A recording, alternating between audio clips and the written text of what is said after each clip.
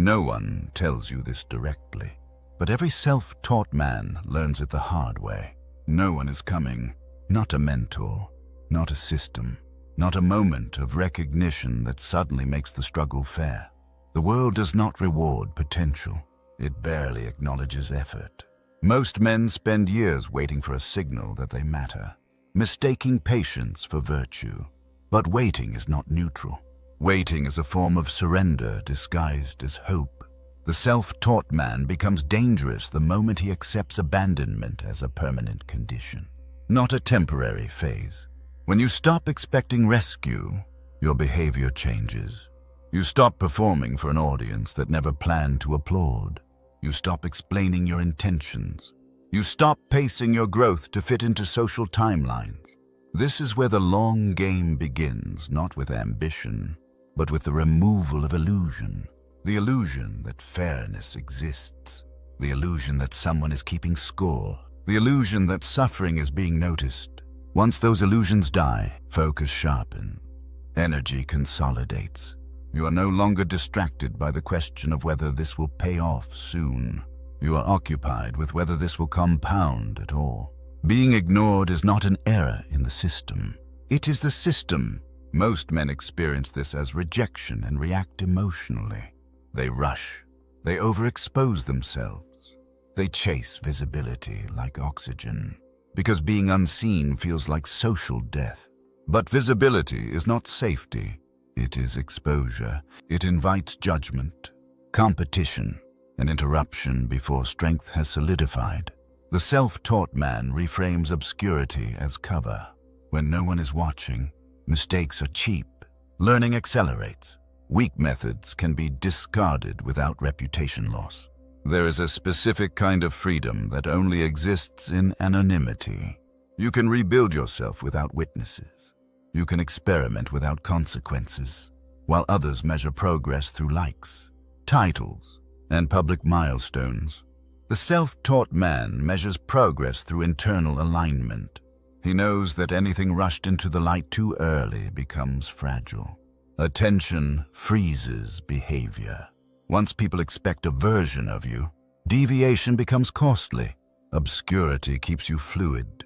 It allows evolution. And evolution, not exposure, is what survives time. Most men sabotage this phase because they crave validation. They call it motivation, but it is dependency. Praise is a short-term stimulant that quietly rewires priorities. Once you taste approval, behavior shifts toward repetition rather than improvement. You begin optimizing for reaction instead of leverage. Validation narrows. Strategy. It locks you into patterns that are legible and comfortable to others. The self-taught man understands this early and treats praise with suspicion. Silence becomes his primary feedback mechanism. If a skill still works when no one is impressed, it is real. If progress continues without acknowledgement, it is stable. External approval is loud but shallow. It fades quickly and leaves behind confusion about direction. Internal standards are quiet but cumulative. They do not care whether the world agrees yet. This is uncomfortable, because silence feels like stagnation to the untrained mind. But silence is not emptiness. It is compression. Pressure is building. Most men mistake speed for seriousness. They believe urgency signals importance. That movement itself creates momentum. In reality, urgency is often social anxiety wearing the costume of ambition. Men rush because others are moving. They compare timelines.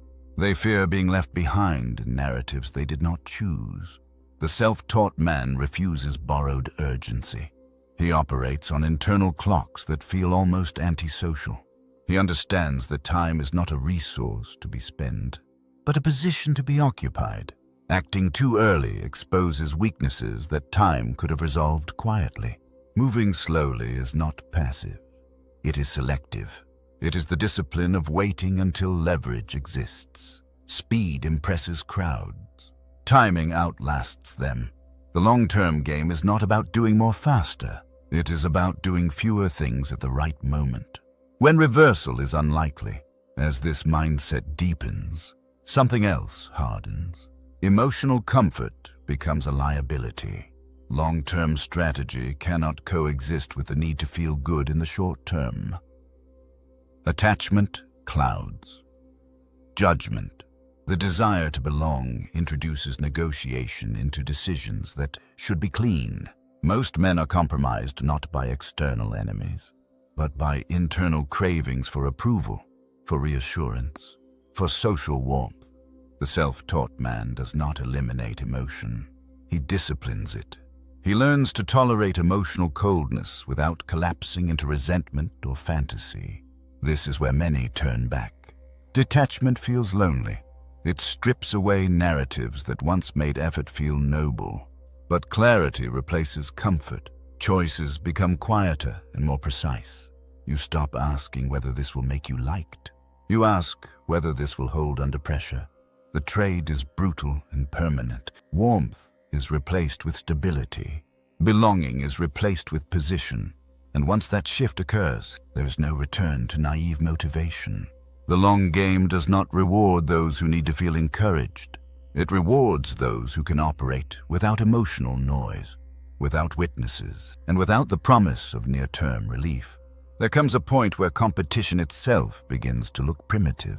Most men stay trapped inside it without realizing they chose the arena. Status anxiety keeps them performing, even when no one is watching. They speak louder than necessary. Signal competence too early. Defend positions that were never strategic to begin with. They feel observed even in isolation, as if an invisible jury is always present. The self-taught man notices this surveillance and steps outside it, not dramatically, quietly. He stops reacting to rank, stops measuring himself against men playing shorter games. The moment you exit the arena, the rules stop applying. You are no longer required to prove momentum, display confidence, or justify pacing. Performance gives way to positioning. While others exhaust themselves maintaining an image, the self-taught man reallocates energy toward asymmetry. He builds where comparison cannot reach. This is unsettling, because it feels like disappearing. But disappearance is the cost of independence, and independence is the precondition for long-term dominance. With distance established, attention shifts toward places most men ignore. Crowds chase visible rewards because visibility feels like certainty. Public metrics create the illusion of safety. The self-taught man invests where outcomes are delayed and misunderstood. He studies systems that take years to mature. He builds skills that do not photograph well, that cannot be summarized quickly, that offer no immediate status return. This is not patience as virtue. It is patience as strategy. Compounding does not announce itself early. It works quietly, indifferent to recognition. By the time results surface, the environment has already shifted. New entrants arrive late, assuming luck where there was only accumulation. The self-taught man understands this pattern and leans into it. He chooses paths that filter out the impatient by design. Scarcity of competitors is not accidental. It is engineered through time. Extended solitude becomes unavoidable at this stage. Not the romantic version, the functional kind. Isolation stops being a phase and becomes infrastructure. Without social mirrors, there is nothing to perform against. Self-deception becomes harder. Weak motivations surface quickly when no one is there to reward effort. Most men interpret this as failure and retreat back to noise. The self-taught man stays. He learns to regulate without external reinforcement. Decision-making sharpens when emotional echoes fade. You start hearing your own thinking more clearly. This is uncomfortable because it exposes dependency you didn't know existed. The need to be seen, the habit of narrating progress, the craving for reassurance. Solitude burns these out slowly. What remains is operational clarity. You are no longer distracted by how this looks, only by whether it holds. As leverage increases, a subtle shift occurs in communication. Explanation begins to feel wasteful. Justification reveals too much. Most men explain themselves because they want alignment, agreement, or absolution. The self-taught man recognizes explanation as a negotiation he does not need. Being understood early creates constraints. Misinterpretation, on the other hand, creates distance. Distance preserves strategy. When people cannot read you, they cannot time you. When they cannot time you, they cannot interfere effectively. This silence is often mistaken for arrogance or secrecy. It is neither. It is efficiency. Results arrive late, but when they do, they arrive without debate. Words are expensive. Outcomes are final. Eventually, the pursuit of status itself collapses, not because it was achieved, but because it no longer holds leverage. Desire fades before recognition appears. This is the final inversion of the long game. Most men believe success will bring detachment. In reality, detachment is what allows success to stabilize. The self-taught man stops needing proof before the world offers it. Control replaces craving. Indifference replaces hunger. By the time attention arrives, it feels irrelevant, not because it lacks value, but because dependence is gone. This is the quiet endpoint. Elite position is not announced. It is felt in optionality, in timing control, in the absence of urgency. The long-term game does not reward those who endure longest while hoping. It rewards those who let go early and continue anyway. Power arrives last, after the need for it has already died.